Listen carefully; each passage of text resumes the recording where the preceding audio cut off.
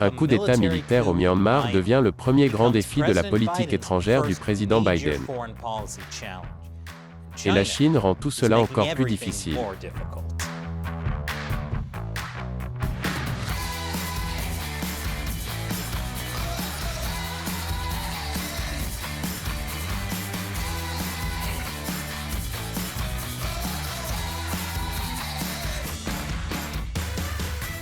Bienvenue dans l'émission Amérique dévoilée, je suis Chris Chappell. YouTube continue de désabonner secrètement les gens, alors assurez-vous que vous êtes toujours abonné. Le président Biden a juré de mettre fin à la politique de Trump de l'Amérique d'abord. Il a promis de travailler avec les alliés de l'Amérique. Et cela est mis à l'épreuve très tôt dans sa présidence. D'une certaine manière, c'est donc un véritable choc pour lui qu'il y ait eu un coup d'État au Myanmar. Lundi dernier, aux aurores, l'armée du Myanmar a pris le pouvoir et a imposé l'état d'urgence pour un an, disant qu'elle avait répondu à ce qu'elle a appelé une fraude électorale. Je vais vous parler de ce que le coup d'État du Myanmar signifie pour Biden, et en particulier pour ses relations avec la Chine. Mais d'abord, un peu de contexte. Le coup d'État a été choquant. Et par choquant, je veux dire entièrement prévisible. Le Myanmar est ici. On l'appelait autrefois Birmanie, et on l'appelle encore parfois Birmanie.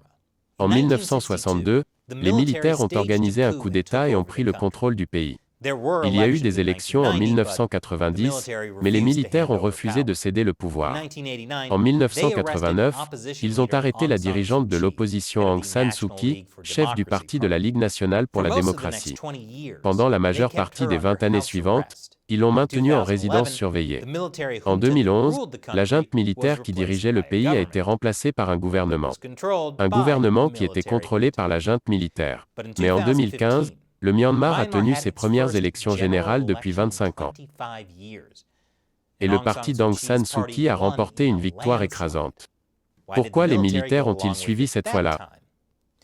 Parce qu'ils ont dû rédiger la nouvelle constitution. Et devinez quoi?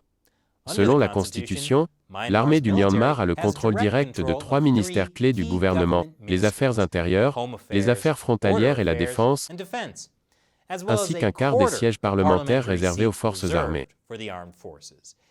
Elle contrôle son budget, ainsi que de nombreuses entreprises. Vous pouvez donc voir comment Aung San Suu Kyi a pu se retrouver dans une situation difficile. Cela pourrait aussi expliquer pourquoi elle a défendu les militaires lorsqu'ils ont été accusés de génocide en 2019. Mais alors pourquoi les militaires ont-ils organisé un coup d'État maintenant s'il avait déjà tant de pouvoir? Peut-être parce que le parti d'Aung San Suu Kyi, la LND, a remporté une victoire encore plus large aux élections de novembre dernier. Et c'est embarrassant pour les militaires, sans compter que cela pourrait menacer leur pouvoir à l'avenir. Donc, si un coup d'État militaire a fonctionné avant, peut-être qu'il fonctionnera à nouveau. Mais la junte militaire n'appelle pas cela un coup d'État. Les militaires viennent d'instaurer l'état d'urgence en réponse à des accusations de fraude électorale. Accusations faites par eux, les militaires. Et puis ils ont arrêté Suu Kyi et également un tas d'autres personnes. Quelles étaient donc les allégations de fraude électorale? Nous ne le savons pas. Nous savons que de nombreuses minorités au Myanmar ont été exclues du vote. Mais selon l'ami de l'émission Benedict Rogers, la véritable explication du coup d'État n'est peut-être pas la fraude électorale. Au contraire, il pourrait s'agir d'un homme, le commandant en chef du Myanmar. Il veut être président. Sachant qu'il doit se retirer de son poste actuel en juin de cette année, il semble avoir décidé que s'il ne peut pas être président en utilisant des moyens légitimes et constitutionnels, il s'emparerait quand même du pouvoir. Que se passe-t-il maintenant? Eh bien, nous sommes sur le point de voir le président Biden s'affronter avec la Chine. Je vous expliquerai après cette courte pause. Bienvenue à nouveau. À moins que YouTube ne nous ait à nouveau démonétisé. Dans ce cas, veuillez soutenir l'émission Amérique dévoilée à partir d'$1 par épisode sur le site de financement participatif Patreon. Maintenant, peut-être que beaucoup de gens ne savent pas vraiment ce qu'est le coup d'État au Myanmar. Cela peut être le cas, même si vous êtes un professeur d'aérobic au Myanmar, avec le coup d'État qui se produit littéralement juste derrière vous. Les gouvernements vont et viennent, mais une bonne brûlure ne s'oublie pas. L'administration Biden a condamné le coup d'État, donc, pas l'aérobic. Il aime l'aérobic. Comment pourrait-il rester aussi maigre après avoir mangé autant de glace? L'administration Biden a officiellement qualifié la prise de pouvoir militaire de coup d'État. Et il est question que les États-Unis réintroduisent des sanctions qui ont été levées en 2015. Le président américain Joe Biden a menacé lundi de réimposer des sanctions, qualifiant le coup d'État d'attaque directe contre l'État de droit du Myanmar. Jen Psaki, attachée de presse de la Maison-Blanche. Comme vous le savez, nous avons levé les sanctions. Les États-Unis, je devrais dire, ont levé les sanctions contre la Birmanie au cours de la dernière décennie sur la base des progrès réalisés en matière de démocratie. L'inversion de ces progrès nécessitera une révision immédiate de nos lois et de nos autorités en matière de sanctions, suivie d'une action appropriée. Je me demande ce que Biden considère comme une action appropriée.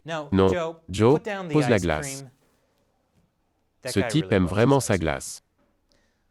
Mais c'est le premier grand défi de politique étrangère de M. Biden en tant que président. D'autant plus qu'il doit traiter avec la Chine. Le Parti communiste chinois a adopté un ton très différent sur le coup d'État au Myanmar. En fait, quel coup d'État? Le média d'État chinois a simplement parlé d'un remaniement ministériel majeur. Mon média d'État chinois préféré, le Global Times, a déclaré qu'il s'agissait d'un ajustement à la structure de pouvoir dysfonctionnelle du pays. C'est comme si le cheval de Troie n'était que la livraison d'un très grand panier cadeau. Il n'est probablement pas surprenant que le régime communiste autoritaire de la Chine n'ait pas de problème avec une démocratie écrasée par l'armée. Mais il y a plus que ce que vous pourriez penser. Il se trouve que le régime chinois est copain avec l'armée du Myanmar. La Chine est le plus grand fournisseur d'armes du Myanmar, fournissant la plupart de ses avions de chasse, véhicules blindés, canons et navires de guerre. Et cela va bien au-delà. Il s'agit de ce que l'on appelle l'initiative de la nouvelle route de la soie. En apparence, il s'agit du plan d'investissement global de la Chine dans les infrastructures. Mais le régime communiste chinois l'utilise pour transformer d'autres pays en serviteurs sous contrat. Et le Myanmar est une part importante de l'initiative chinoise de la nouvelle route de la soie, Belt and Road. L'année dernière, ils ont convenu d'accélérer la mise en œuvre du corridor économique entre la Chine et le Myanmar, un gigantesque projet d'infrastructure de plusieurs milliards de dollars. La plupart des constructions ont eu lieu dans l'État de Rakhine au Myanmar. C'est l'État le plus pauvre du Myanmar. Et il est peuplé de minorités ethniques connues sous le nom de Rohingyas. Ce sont eux qui se font exterminer alors qu'Aung San Suu Kyi détourne le regard. La Chine approuve le génocide. Ce qui est logique. Après tout, la Chine est en train de génocider ses propres minorités musulmanes. Mais le Parti communiste chinois n'a pas laissé son amitié avec les militaires du Myanmar l'empêcher de courtiser le nouveau parti de la Ligue nationale pour la démocratie. L'amitié s'est épanouie dans les échanges de haut niveau entre Aung San Suu Kyi et les dirigeants chinois, mais aussi dans les interactions entre les membres du parti lors de visites, qui mêlent visites de terminaux à conteneurs ou de projets éducatifs, avec des dîners arrosés et des voyages de shopping. Le Parti communiste chinois connaît le chemin qui mène au cœur de tout fonctionnaire étranger. Dîners alcoolisés et voyages de shopping. Et le Parti communiste chinois a également exploité les clivages qui se sont creusés entre le Myanmar et les pays occidentaux. Je vous en dirai plus après la pause. Bienvenue à nouveau. Le Parti communiste chinois a travaillé au renforcement des relations avec le Myanmar après que les pays occidentaux aient critiqué le Myanmar pour le génocide de ses musulmans Rohingyas. Et avec le projet de la nouvelle route de la soie, la Chine est fortement investie au Myanmar d'une manière que les États-Unis ne le sont pas. Cela donne à la Chine beaucoup plus de pouvoir sur le Myanmar.